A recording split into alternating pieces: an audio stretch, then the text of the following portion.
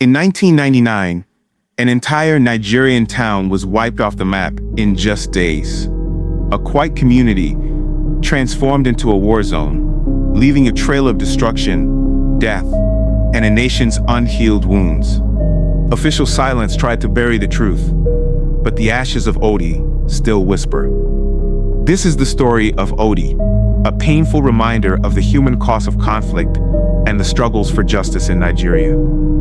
Like any other communities in Niger Delta, Odi is a rich in oil community, but plagued by poverty and corruption. For decades, its people endured environmental devastation, neglect, and silence.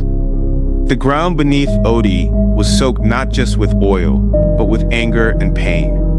In November 1999, militants, an armed group operating in Odi, killed 12 policemen. The government of President Olusegun Obasanjo vowed retaliation. He gave the state governor, DSP Alamiye 2 weeks to turn in the killers of the policemen or face state of emergency. What followed, even before the collapse of the ultimatum, would scar Nigeria's conscience forever.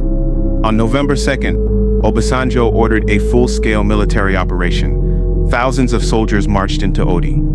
Official reason: find the killers, restore law and order. But in reality, it was a message written in fire and blood.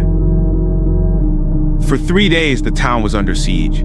Eyewitnesses say soldiers opened fire indiscriminately. Civilians were trapped. Homes, schools, churches reduced to rubble. Entire families vanished. Survivors recalled bodies lying in the streets. Others spoke of running into the mangrove swamps, hiding for days with nothing but fear. The HRW reported that virtually the whole town was razed. They were not militants.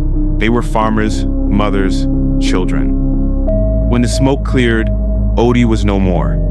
Human rights groups estimated hundreds dead, some say thousands. While rights groups condemned it as a massacre, Nigerian government insisted only a few militants were killed and that the operation was justified.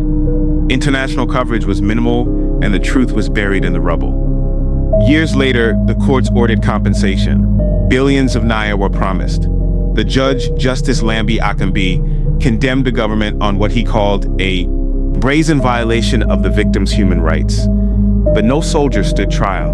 No commander was held accountable. Justice was as distant as the lives lost.